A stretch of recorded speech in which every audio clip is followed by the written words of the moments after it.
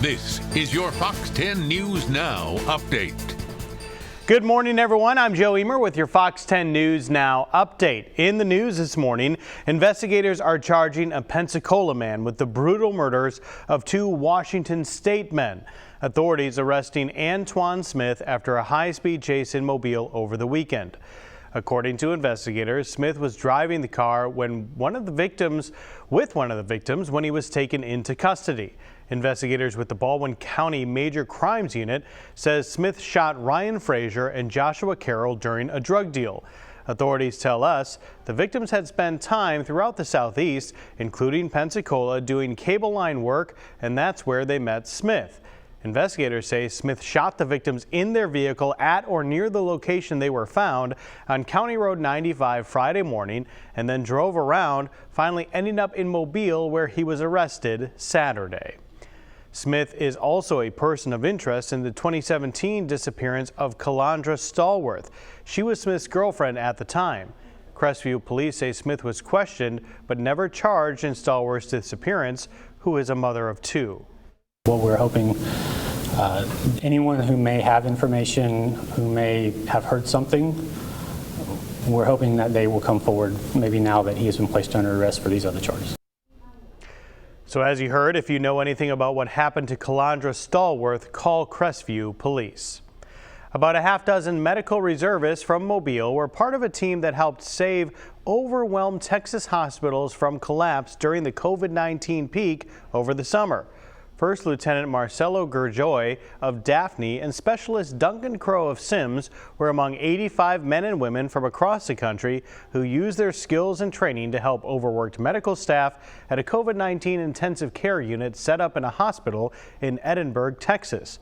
Gurjoy and Crow are both back at their civilian lives. But with COVID-19 infections and hospitalizations on the rise throughout the country, they could be called again. The New Orleans Saints are exploring leaving the Superdome. The Saints and the LSU Tigers holding discussions about holding the Saints home games in the future. New Orleans mayor has reportedly rejected allowing 25% of the stadium's capacity in to see the games, which is more than 18,000 people, and that's of course due to COVID restrictions.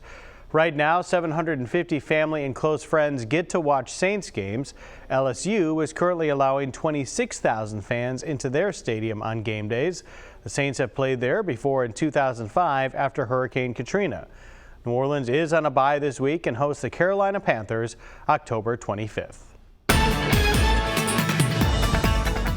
Well, hey there, folks. I'm Meteorologist Matt Barrentine. I hope you're having yourself a good day here. Looking at our Wednesday, we have good conditions because we've had a front that has gone by. So that has moved on through, and now we're getting the cooler, drier air behind this front. You can see that setup. You can see the mugginess is now over into the peninsula of Florida. Drier air in place across the deep south. That is going to make things more comfortable. Still warms up today after a nice cool start. Temperatures in the 50s in the morning, but getting into the 70s in the afternoon. And as we head towards the full-on afternoon, we'll eventually hit about 80, 81 degrees here today. So it will be warm, but lower humidity. Things will feel comfortable out there. This is really right about where we should be at this time of year in October. So beautiful day ahead for our Wednesday.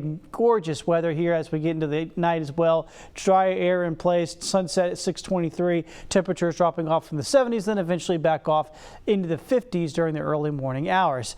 Tropics look good. We're just still watching this one tropical wave that is struggling. Very little chance of development, so that is all good news out in the tropics. Your plan our next several days looks good. I mean, it looks great today. Looks pretty good tomorrow as well. Then we have a cold front coming in on Friday. Another one. This one sort of reinforces things, and it really does cool us off. I mean, we're going to drop down in the 40s on Saturday morning, lower 70s for highs.